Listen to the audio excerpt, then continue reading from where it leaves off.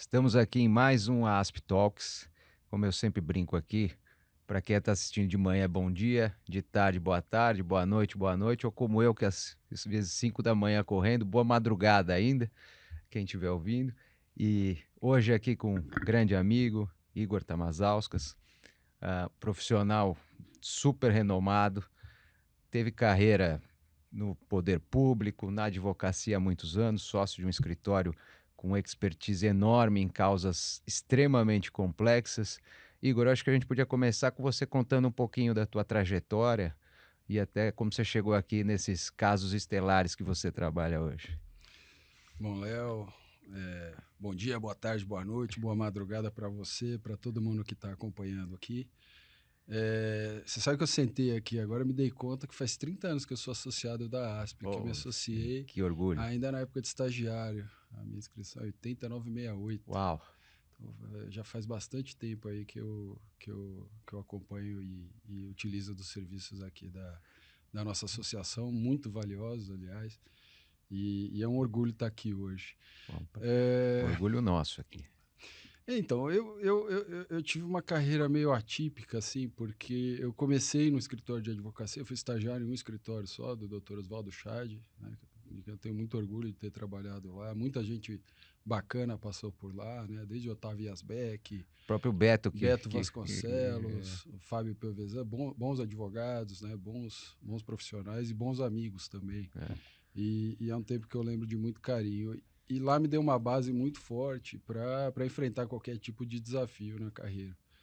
Tanto é que eu me formo, fiquei trabalhando um pouquinho, uns 2 meses ainda lá, e depois eu já saí para dar as caras na advocacia, né? A minha vontade era ter o meu próprio escritório.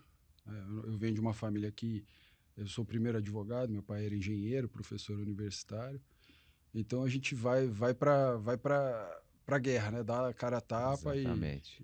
e tentar oferecer um bom serviço e ver como é que a clientela reage. Aí, logo depois desse período, acabei me associando já ao Pier Paulo Bottini e a outros dois colegas, ainda lá atrás, em 2000. E a gente, enfim, montou um escritório pequenininho e atendia de tudo, né? Esse escritório acabou sendo pausado, né, a expressão que a gente usa, porque o Pierre teve uma carreira no serviço público e eu também. Eu fui para São Carlos em 2001, trabalhei um ano e pouco na Fundação de Apoio à Universidade Federal, então lá tive bastante contato com o direito educacional, com a parte de inovação, né, de marcas e patentes. A gente ajudou a estruturar bastante coisa lá dentro da universidade. Enfim, um ambiente muito rico, né, de diálogo entre É um polo de estudo, né? São Carlos a cidade que tem mais doutores por habitante do Brasil. Poxa, eu não Deve ser sabia. uma Uau. das mais qualificadas do mundo também, porque tem duas universidades públicas, tem Ex- outras tantas particulares. é. Então é um ambiente bastante rico. Então eu tive essa sorte, né, de ter ido trabalhar lá, muito novo e com gente que estava disposta a apostar em gente nova e também a aceitar que eu também estava aprendendo ao mesmo tempo. Claro. E aí, pouco mais de um ano de experiência lá, me chamaram para a prefeitura de São Carlos, lá eu fui trabalhar na corregedoria, então foi o meu primeiro contato ali com direito sancionatório, né, que é hoje o centro da minha atividade. Né, ao lado do penal é o core do escritório, né, o Claro. sancionatório criminal. E, enfim, tive essa experiência lá, essa expertise também, participar de investigações, né, acompanhar, fazer um pouco no trabalho de controle interno da administração pública, é uma atividade bastante interessante. Essa experiência rendeu até 2005, né? Eu fiz uma transição entre 2004 e 2005, que eu fui procurador-geral do município, também eu estava com 24 anos. Eu fui o Uau. primeiro procurador-geral lá de São Carlos, uma cidade pequena, mas Poxa, mas é 24 bastante anos interessante. é. Assim, também gente apostando na juventude. É uma coisa que eu acho que eu tive sorte na minha vida e eu procuro, tanto quanto possível, também apostar na juventude, mas dar oportunidade para as pessoas se desenvolverem, que eu tive essa oportunidade. Eu acho que é justo que se a gente tiver a chance, também deve retribuir. Então, 2005 eu migro para Brasília, né, teve a crise do Mensalão, o Dr. Márcio Tomás Bastos, nosso Isso. querido amigo, É, convocou um time para ajudar lá a segurar as pontas do ponto de vista jurídico no governo. os Márcios Boys, não é isso? É. E aí Garotada forte, né? eu acabei indo trabalhar com o Sérgio Renault na Casa Civil, fui adjunto dele, junto com o próprio Beto, né? Tinha outros colegas lá bastante valorosos também que tiveram lá com a gente. E ali a gente teve, não é nem a pós-graduação, nem sei explicar o tanto de coisa que a gente acaba aprendendo, porque é meio que entrar na casa de máquinas do direito, que você entende como as leis são feitas, como elas são aplicadas, como elas não são aplicadas, enfim, tem de tudo ali. É uma experiência muito rica. Você ainda foi educado, casa de máquinas. A gente fala que é a salsicharia, né? Eu fiquei pensando nessa expressão, mas eu achei que. Eu esperei ver se você pulava na Deu a frente. deixa, né? Mas é realmente isso, né? A história de se a gente soubesse como são feitas as leis e as salsichas, enfim. É bem interessante, uma experiência bastante enriquecedora. A gente tinha que estudar, trabalhava 14 horas por dia, né? Estudar para lidar com os diversos temas ali.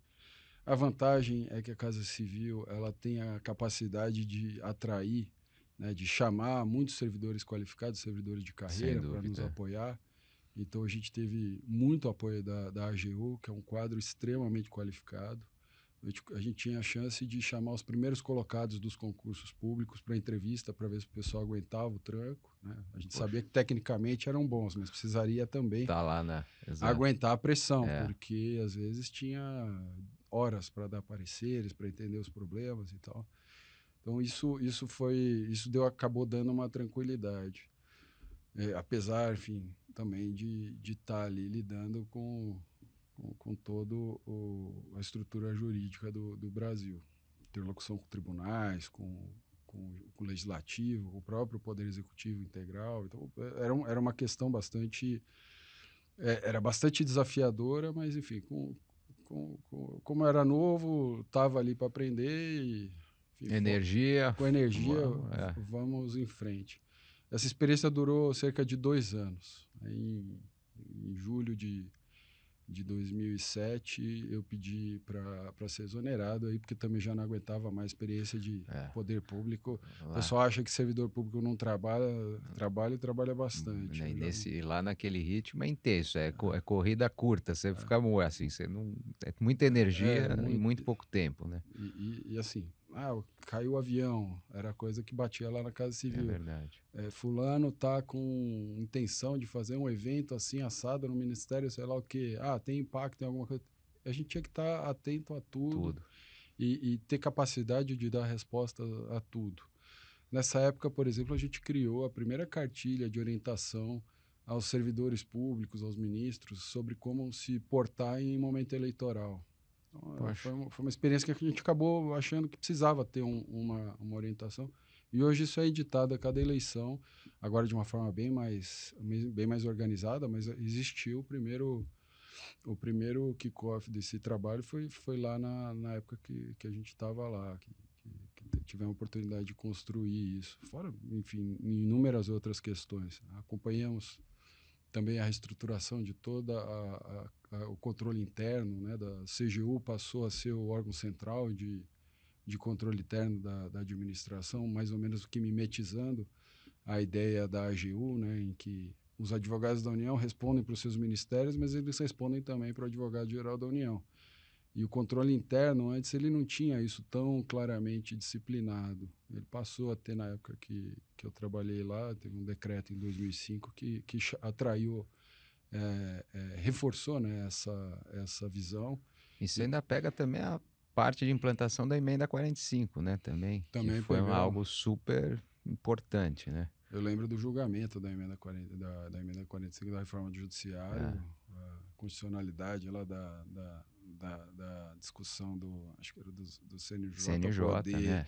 É, deter poder legiferante, né? Que era uma exatamente. questão É. bastante interessante. A gente na torcida para É. e aí o Supremo reconheceu Que o- venceu-se essa etapa, essa Que batalha. hoje a gente está 20 anos depois, né? Mas quando a gente volta no tempo pensar o que foi a grandiosidade da emenda 45, que a gente vê hoje para fazer mudanças tão menores, a gente vê a dificuldade que existe. Olha o que foi feito, né? É. Realmente é um, A liderança do Márcio Thomas Bastos né? O aqui. Márcio conseguiu galvanizar, né?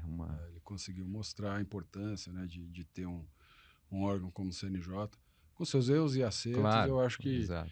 mas ainda assim ele tem um valor muito grande para ajudar a organizar a própria prestação jurisdicional no nosso país. Eu acho que enfim, tem a necessidade, né, de correção de alguns rumos, mas eu acho que o balanço geral é bastante positivo. Acho que às vezes a gente vê na advocacia, até a gente na associação, existem de certa forma alguns embates, por exemplo, como tem hoje o da Resolução 591 dos julgamentos virtuais, tentações orais, eh, mas eu acho que o saldo no fim também, se a gente pega a pré-emenda, né, esse cenário de total falta de controle, né, era a famosa caixa preta que se falava, né, e, enfim, Enfim, estamos avançando, eu acredito. avançando, Apesar de isso tudo, que, estamos avançando. sem dúvida.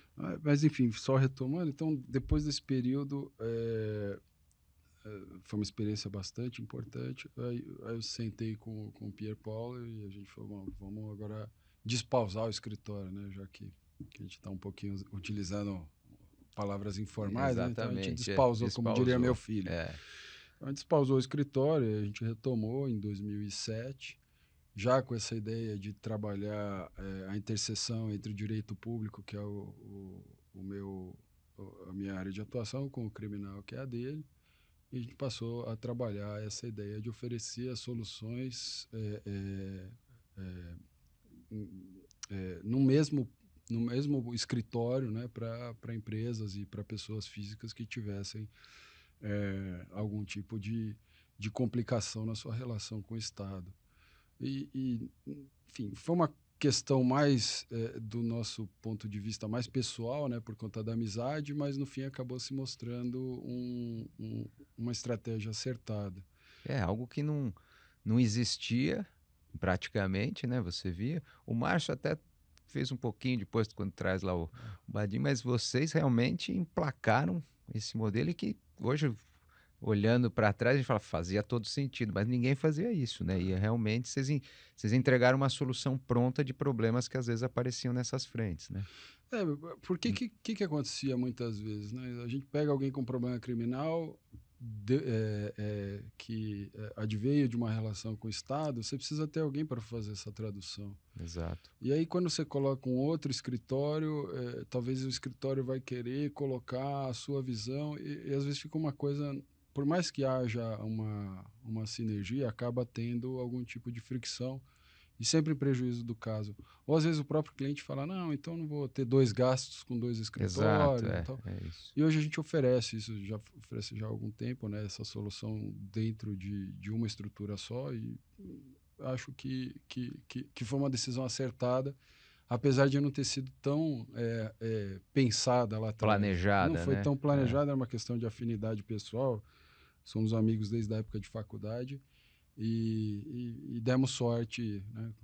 Óbvio, a sorte Claro. é uma conjunção de saber aproveitar a oportunidade E tá e estar preparado. preparado É, para as oportunidades que passam. Então, mas enfim, acho que as coisas é, os astros se alinharam eu acho. aí e foi uma coisa bem bacana. Não temos muito do que reclamar da Dos, experiência que a gente acabou tendo, né, da possibilidade de atuar em casos bastante importantes, da confiança que os clientes e outros advogados depositaram na gente. Então, é uma coisa que eu não tenho muito do que reclamar dessa trajetória. vocês, até brincando, quando você fala aqui, dá para caber aquela frase, o resto é história, porque aí vocês, o escritório monta e o escritório de vocês é um sucesso aí inquestionável. Acho que vocês viraram referência no mercado, vocês dois, enfim, os nomes principais, mas o escritório como um todo. E acho que aí entra a grande, a hora que a gente quer aqui pegar um pouco das tuas histórias, da tua expertise. pensando um pouco aqui no nosso público, nos associados, né, nos advogados que estão ali no dia a dia, né? Você enfrentou casos relevantíssimos, super conhecidos, não precisamos nem ficar citando nomes aqui, mas são casos que foram a público. Assim, o que que a gente às vezes pensa um pouco, né? Você acho que você pegou uma fase que nem existiam esses acordos, né? Acho que você começa numa fase praticamente de você tinha litígios, né? Vamos falar no penal até não existia nenhum advogado criminalista que sabia negociar qualquer coisa, né? Porque a- sempre brigando com o Estado e mesmo na área sancionatória praticamente era muito difícil, né? Improbidade com toda a restrição, mesmo no campo administrativo, muitas dificuldades. Então, você viu essa transição. Como é que vocês justamente se prepararam, se adaptaram, que é para ir vamos dizer assim, de um ambiente em que imperava o litígio, né? Não existia alternativa, e aí você tem que caminhar para um outro cenário em que começa a ter a possibilidade de acordo e tá na mesa, fazer um acordo, não fazer um acordo, conversar com a própria relação com o cliente muda, né? A visão estratégica do todo muda. Como é que foi essa adaptação? Como é que se chega? Como é que essa passagem do tempo se chega? Enfim, aí vamos chegar em Lava Jato e assim sucessivamente. É, o que eu me recordo, assim, em 2013, a lei, as duas leis importantes para esse sistema, né, tanto a lei de organização criminosa, que a pessoa já tinha Sim, alguma autorização para fazer acordos em matéria criminal, mas era uma coisa muito residual, né? Ah, residual e destinada a casos mais em que você tinha a questão de sequestro, né, o tráfico de droga, era uma exato. coisa um pouco mais pontual ali, embora fosse uma autorização geral, mas ela era meio reservada para esse tipo de situação e poucas vezes utilizada. E na área de defesa da moralidade no campo civil sancionatório, a lei de improbidade vedava acordo, com Exato. uma lógica de a reparação erário indisponível, né? Direito Então, você indisponível. tem que reparar 100% do dano e seja lá o que isso queira dizer, porque ninguém sabe dizer na prática. Né? Então, em 2013 vem essas duas leis, né? A Lei de Organização Criminosa, a Lei Anticorrupção, e mudam esse jogo. Elas vêm e colocam a possibilidade claramente de tentar se resolver a situação através dos acordos de leniência e de colaboração premiada. E a Lava Jato empoderada pela sociedade, né? Não vou fazer nenhum juízo de valor aqui, todos sabemos, isso já foi feito milhares de vezes, Exatamente, é. sabemos os erros e os acertos dessa operação, né? Mas enfim, o fato é que na época ela estava muito empoderada e as empresas, as pessoas físicas se viam ali em situações de ou enfrentar uma insegurança brutal e correr risco de enfrentar prisão ou eventualmente até a morte civil de uma empresa, ou tentar pactuar alguma alternativa em troca de uma sobrevivência ou de uma pena mais branda ou coisa parecida. Eu acho que muito por conta do direito estrangeiro, né? Muitos clientes de fora tiveram envolvimento nessa operação e eles vieram com o pragmatismo deles, principalmente as empresas norte-americanas. Né? Qual que é a alternativa? Queremos saber a alternativa. Eu lembro de montar um quadro para um cliente, né? A lei tal diz isso, a lei de probidade diz isso. Mas também tem a lei de ação popular. Não, mas tem também o Tribunal de Contas da União que pode te aplicar a sanção, pode te declarar inidôneo, né? Tem a legislação criminal, mas como a empresa não tinha nenhum compromisso com quem tinha se envolvido na pessoa física com o ilícito, esse não foi uma preocupação. Enfim, a gente montou esse quadro para eles e montou a possibilidade de construir um acordo. Aí eles falaram, olha, então vamos tentar fazer o acordo. Eu falei, olha, do ponto de vista aqui do Brasil, nenhuma empresa fez ainda exclusivamente o acordo de colaboração de leniência só a empresa. Sempre acordos pessoa física com efeitos de improbidade, pessoa jurídica com acordo paralelo de colaboração premiada. Então, tem uma série de limitações aqui. Aí a gente construiu isso com a força-tarefa lá da Lava Jato e pôs de pé um acordo de leniência só da pessoa jurídica. Não teve nenhum tipo de colaboração de pessoa física nesse caso. Poxa. E tentou, dentro do limite ali, que eu até brincava com alguns amigos, eu falava, a gente precisa pensar num curso aí de negociação com terror, para lidar com terrorista, porque o nível de estresse de sentar com uma autoridade tão empoderada, eu imagino que seja bastante parecido, porque o sujeito fala, eu quero X, e esse X não fazia lógica nenhuma com os fatos ilícitos ali que tinham sido revelados, os atos ilícitos tinham sido revelados, e ainda assim o sujeito fala, não, então não tem acordo, nós vamos quebrar a empresa, nós vamos prender fulano, ciclano, beltrano. Calma, vamos tentar criar uma racionalidade, porque eu preciso prestar contas lá para o exterior, eu preciso prestar contas para outras autoridades, a gente precisa prestar contas para a própria sociedade. Se o valor for... os valores eram muito acima, né? Mas se o valor for abaixo, ele não tiver uma base racional, todos vamos estar expostos. E aí a gente acabou conseguindo construir uma racionalidade nesse caso. Foi bastante difícil, levou bastante tempo. E aí desse acordo a gente levou, a partir do momento que a gente atingiu o acordo com o Ministério Público Federal, a gente levou para a CGU também a mesma base racional, conseguiu que a CGU compreendesse e aprovasse essa base de racionalidade. A CGU também estava desenvolvendo lá seus normativos internos e tal, e a gente conseguiu criar uma metodologia para mostrar que o número estava adequado. E esse número foi submetido ao Tribunal de Contas da União, que também o validou. Então, depois deste acordo, eu olhei assim um pouco e falei, eu preciso fazer um curso de negociação para poder lidar com esse tipo de situação. Porque é muito difícil você ter toda uma formação para o litígio, né? Todos nós advogados, eu tô com essa faixa aí dos 40, 50 anos ou mais, tivemos uma formação para a briga, né? Exato.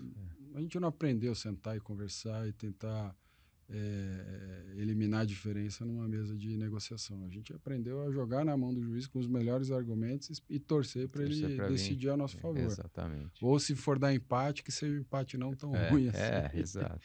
E aí eu falei, a gente precisa me capacitar. Eu fui fazer um curso de negociação, um curso bastante interessante, acho que é da Fundação da USP, eu me esqueci o nome, acho que é FIP, um curso com base em metodologia da Escola de Harvard, é bastante interessante, é um curso que tem a base que a própria CGU aplica para os seus advogados, e é uma coisa interessante, porque você senta e começa a dialogar. E depois dessa experiência, desse curso, as negociações foram mais fluidas e você começa a perceber que a autoridade usa essa metodologia. E aí você consegue dialogar também com o que ele aprendeu. E aí o resultado é muito melhor, muito mais robusto. Mas eu também estava falando aqui para você, eu me lembrei de uma situação, eu fiz um outro acordo, né, que envolvia uma empresa de um grande amigo, um advogado mais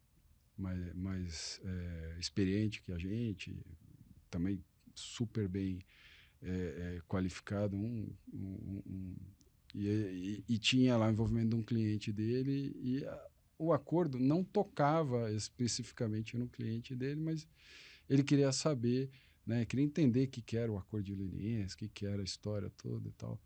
E aí eu sentei na frente dele, fiz uma explicação, né, como é que funcionava, que a gente sentava na frente do Ministério Público, explicava o que tinha acontecido, né, tentava pactuar ali as penas. Aí, lá, antes de terminar a explicação, ele me interrompeu e falou, mas doutor, deixa eu lhe perguntar uma coisa. Quer dizer, então, que você senta na frente do Ministério Público para conversar e tentar convencê-la? Eu falei, mais ou menos isso. Ele falou, não ia dar certo. Porque no bom dia eu já teria pulado a mesa para me estapear com o sujeito e tentar fazer ele concordar com a minha visão. Na verdade, é um pouco isso que a gente acaba tendo que enfrentar, né? Porque às vezes a gente encontra do outro lado da mesa gente, autoridade, que não tem essa visão, até no próprio judiciário. Eu já tive situações que tive que sentar na frente de desembargador para explicar o que era o acordo, por que tinha sido feito o acordo, por que ele resolvia a situação, né? O que motivou a empresa a fazer o acordo. É, é, é, Construiu-se uma ideia ruim, né, de que quem colabora é um traidor, é um Pois é, usa até a expressão delator, né? delator. É uma questão negativa que eu acho que atrapalha o nosso discernimento, né? Hum, Enfim, o sujeito fez coisa errada, o jeito que ele vai querer resolver a situação dele, eu acho que compete a ele e ao advogado dele, né? E tem advogado que legitimamente entende que não é o caso de fazer colaboração, e eu respeito, mas tem advogado que entende que é um meio de defesa e é legítimo, porque ele, dentro do possível, permite entender as consequências do ato ilícito e dar alguma previsibilidade. Talvez você esperar anos claro. para ter uma decisão que vai condenar, que vai fazer isso, aquilo, aquele outro, você acaba tendo uma pactuação que, ainda que leve anos para ser cumprida, está ali, né? Aí eu acho que entra um problema ainda que a gente precisa administrar nesses acordos, né? Que é conferir é, é, força efetiva àquilo que foi pactuado. Fechar o guarda-chuva, né? Que é a Porque segurança jurídica plena, né? quando você senta na frente do cliente e fala, você vai abrir teu coração, É, ele quer saber quanto custa. exato. Porque se abrir o coração e a conta continuar chegando, aí não faz nenhum sentido pactuar. E até isso, tipo, até um ponto aí, questão no dia a dia ali, vamos até brincar, você veio usando até o termo de uma operação, vocês estavam no greenfield, né? Era começo de tudo, né? Ali, terreno se iniciando. E começaram aí já também numa pós-graduação daquelas, né? Porque acho que onde a coisa espraiou na Lava Jato, aí estava lidando com autoridades empoderadas. E a premissa básica num acordo é a boa-fé, e a boa-fé dos dois lados, né? Não só do colaborador, mas também do Estado, né? Nessa dinâmica, e por isso que, enfim, até o que você estava comentando, da saber o que está indo. Então, já aconteceu, você já enfrentou alguma situação de você estar ali no meio de uma negociação e ter vazamentos, ter medidas coercitivas, aí você ter que tomar medidas judiciais, assim, já aconteceu esse tipo de coisa? Como lidar, enfim? Aconteceu várias vezes, né? Como é que a gente fazia? Quando a gente começou a negociar, praticamente não tinha normativo dentro do MPF sobre como lidar com isso. Então, às vezes, a gente fazia um primeiro bate-papo com o Ministério Público, apresentando o que seriam ali os primeiros relatos, e se você não tomasse cuidado, isso já estaria inteirinho na mídia no dia No dia seguinte, seguinte. para realimentar a pressão social em favor da posição dos procuradores. Eu não estou fazendo julgamento nenhum se isso é certo ou se é errado. A gente sabe a resposta aqui, né? É, Mas eu não vou fazer um julgamento é sobre se isso. isso é certo ou errado. Isso estava acontecendo. E dado que isso era um dado da realidade, a gente às vezes mudava na conversa, os programas mudavam um fato, deslocava ele no tempo para também não dar a história toda. Você fala, eu tive uma situação envolvendo uma lei tal, no período de tal a tanto, o cara ia pegar no Diário Oficial e aí a colaboração deixava de ter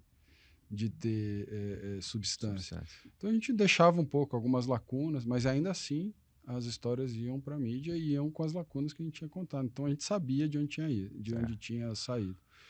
É óbvio que depois que a colaboração avançava, que você firmava, o que foi pactuado ali, bom, dos clientes que a gente orientou, não teve nenhuma criação. Ali foi exatamente o que o sujeito viu ou deixou de ver. Uhum. Ah, você viu isso? Vi, então vai para o papel. Você não viu isso? Não, não vi. Mas o promotor está querendo que você fale o quê sobre esse tema? Ah, se viu ou não viu? Então fala o que você não viu. Se você não viu, você não viu. Então a gente não teve nenhum tipo de inovação artificiosa aí nessa questão. Eu acho que isso deu uma segurança bastante robusta aí para os acordos que a gente trabalhou. E sempre tanto quanto possível, lastreada em provas ou início de provas. Essa foi uma situação que a gente procurou ser bastante rigoroso Rigoroso. para não ter problema no futuro.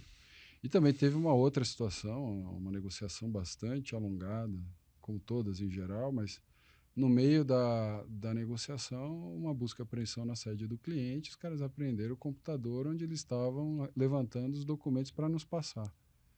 Nós chamamos uma reunião com os procuradores, e não era Lava Jato, era uma outra operação.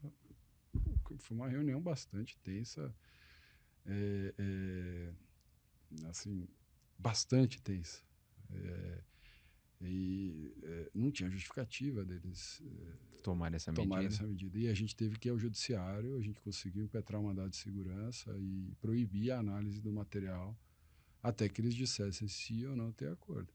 Porque não faz sentido você Claro. já com uma negociação formalizada, e aí já tinha um normativo do MPF, né, que estipulando que para começar uma negociação, você protocola um pedido, é celebrado um termo de compromisso. Exato. Não que a gente esperava não sofrer nenhum tipo de consequência. Não, a negociação não te garante, por exemplo, uma não busca e apreensão, uma paralisação dos processos judiciais. Ela pode até ensejar esse tipo de situação se for pactuado, mas nesse caso não tinha sido pactuado. Mas o que não dá é o camarada ser desleal e buscar nos teus documentos aquilo que você está separando para negociar com ele. Exato. E a gente estava super de boa fé. Bom, enfim, o acordo acabou saiu com essa força-tarefa, saiu com o Estado que estava envolvido ali como vítima e saiu também com a CGU, que também tinha fundos federais. Foi um acordo bastante... Mas foi bastante demorado, bastante desgastante, assim. Imagina a situação com o cliente, né, nessa hora, porque é isso, a gente tem que pilotar ainda do lado de cá, É, né? e foi uma coisa assim, em janeiro, eu tava saindo de viagem com Sempre, meus né? filhos, Lady veio uma Murphy. foto do cliente e falou, pô, a Polícia Federal tá dentro do escritório, não tinha ninguém ainda lá, mas as câmeras de Nossa, segurança mostrando. que Aí fala, loucura. poxa, não é possível. Aí você liga ao procurador, não, mas é que eu precisei. Eu falo, olha, desculpa, nós vamos ter uma reunião amanhã, eu tô indo para aí, nós vamos conversar, eu quero entender o que está acontecendo. Aí Que loucura. foi uma guerra, mas enfim, a gente conseguiu estabelecer ali uma racionalidade e aí as coisas voltaram para os eixos. Mas desse sistema, o que eu acho que a gente precisa ainda desenvolver aqui no Brasil, e já tem uma sinalização importante, é conferir a eficácia, né, ao que está pactuado, né, como eu tinha falado.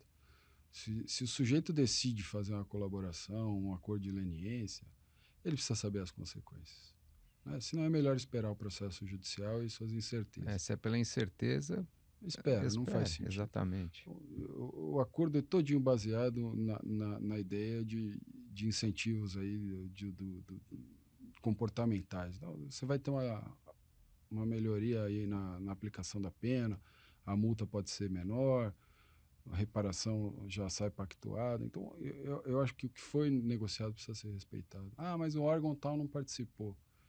Desculpa, o órgão tal é É Estado. Se Estado. eles não se organizaram para entrar num acordo, não pode punir aquele que acreditou em um dos braços do Estado ali que chegou na Exatamente. frente.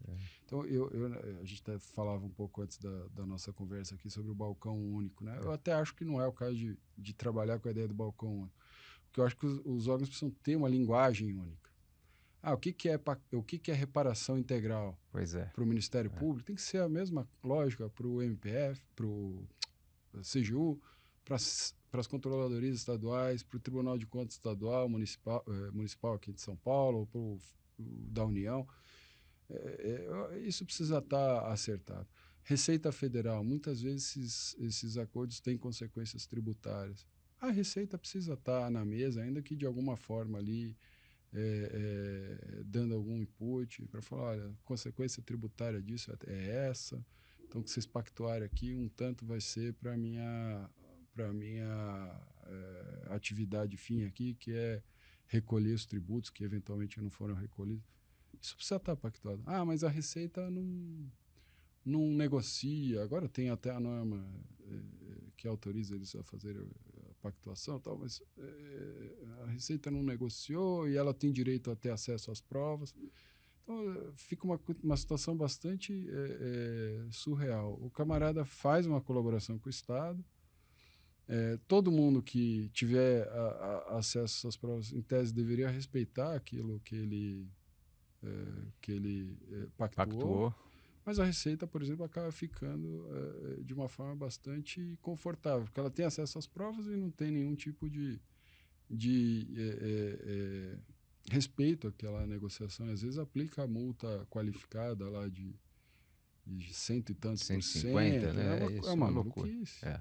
É uma maluquice. E quem voluntariou as provas para o Estado foi o colaborador, ainda que de uma forma compulsória, porque viu a investigação chegando perto. Mas, de toda forma, isso não pode acontecer de uma forma tão impune assim. Lógico, que quebra a base do sistema, né? Acho que essa ideia de a boa fé numa negociação tem que estar nos dois lados, né? Princípio básico. E você, justamente como você disse, quem adere está buscando segurança jurídica, né? A limitação do seu estrago aqui, vamos falar assim. É lógico. Resolvi, não quero correr risco algum. E essa possibilidade de quebra todos esses princípios básicos aí, né, dessa negociação, do princípio da confiança, né, tudo mais. E aí atrapalha, por exemplo, a capacidade de pagamento das Com empresas. certeza. Atrapalha a capacidade de planejamento das empresas. Ah. A empresa vai ter que lidar com uma crise de imagem enorme, então ela vai ter que se reposicionar no mercado, ter todo um trabalho aí, que é um trabalho bastante árduo, né? A gente viu alguns clientes tendo sucesso nesse trabalho, alguns outros não conseguiram, mas o fato é que de repente aparece um órgão do nada e balança toda essa equação. É. Isso me parece que não é aceitável, isso precisa receber algum tipo de tratamento. E me parece que quem vai corrigir isso vai ser o judiciário. Me parece que eu tenho orientado, a gente tem colegas de tributário que trabalham com a gente nesses casos, a gente tem orientado a enfrentar com esse argumento, né, a Receita.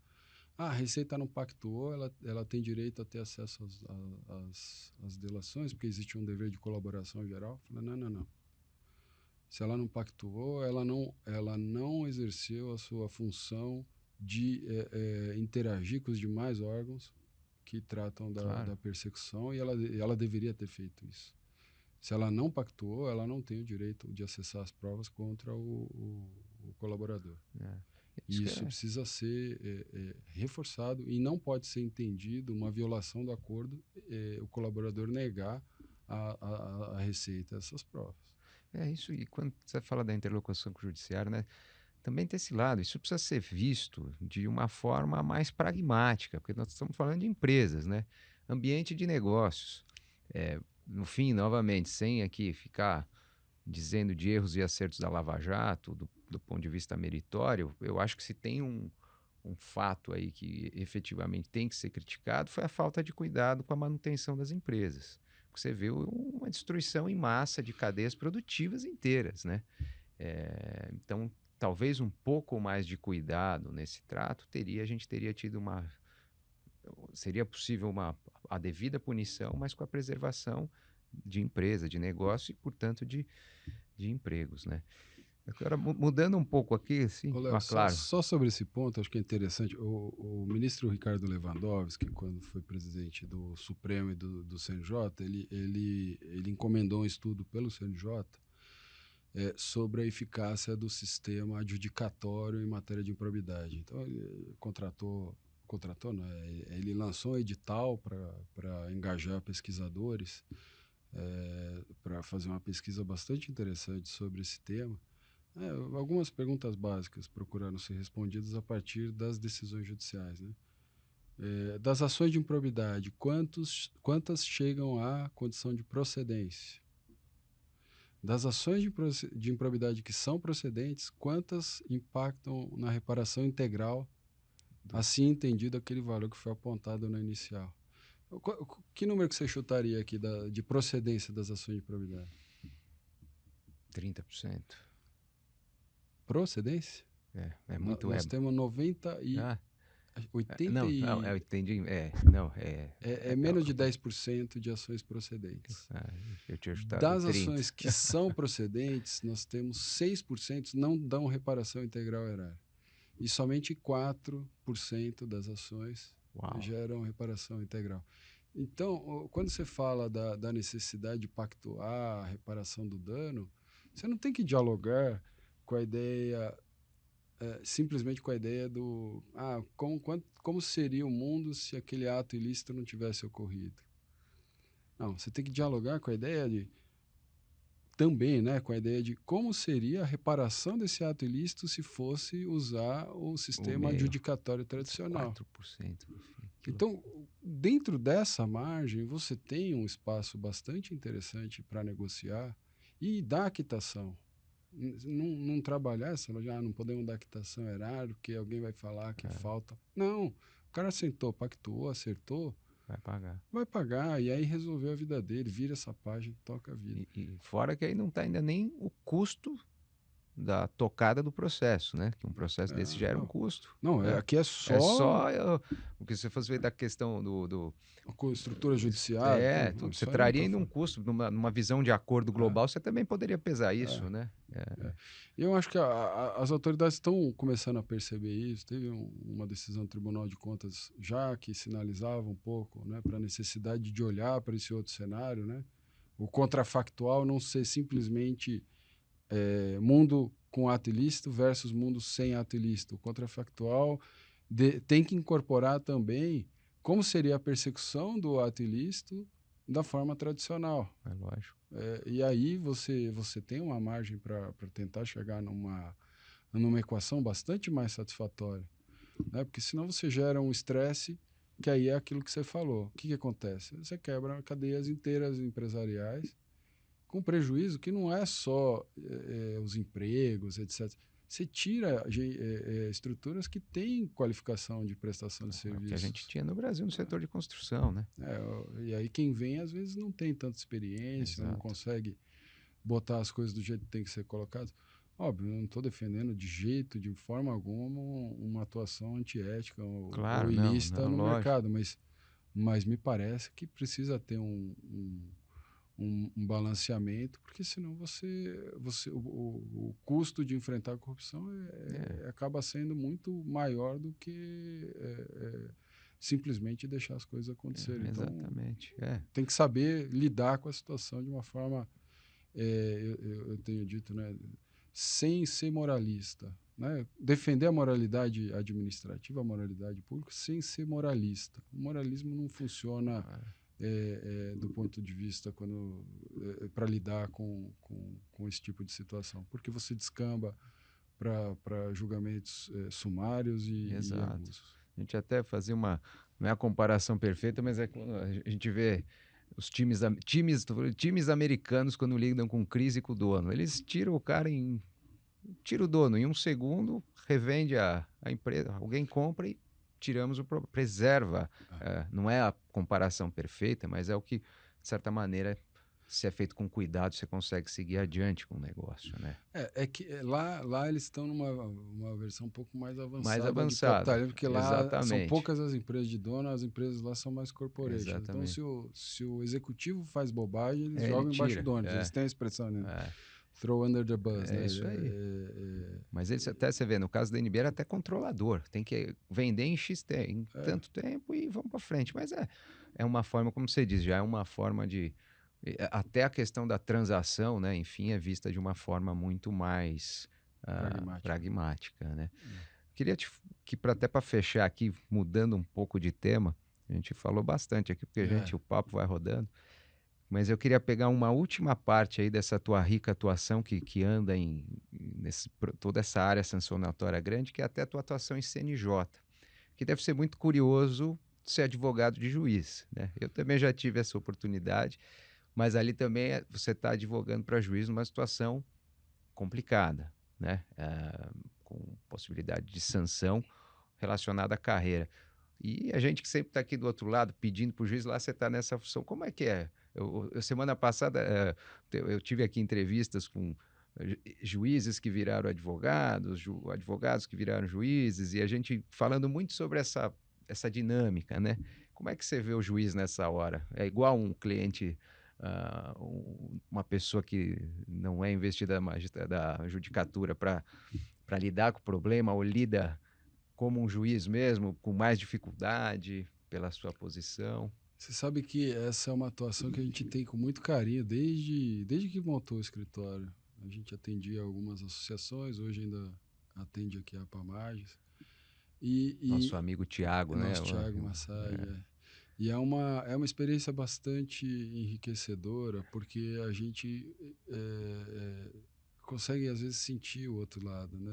Entender como o juiz pensa. Teve uma situação, uma vez, em que a gente defendia um juiz, acho que foi um dos primeiros casos que a gente atuou, e aí eu lembro que o juiz reclamou, isso é até uma coisa interessante, se tiver jovem advogado ouvindo aqui nosso podcast, mas o juiz reclamava, né, lá pelas tantas, a gente já batendo papo, não era mais nem debatendo mais o caso, mas o juiz reclamava, falava, pô, mas o camarada escreveu aqui nas razões de apelação que eu errei, e indignado com isso. Eu falei, mas excelência, né? Não chamei de excelência, não chamei de doutor. Eu falei, mas se ele não escrever aqui o senhor errou, ele não vai ter direito ao recurso de apelação. Ele precisa ter uma dialeticidade recursal aqui e tudo.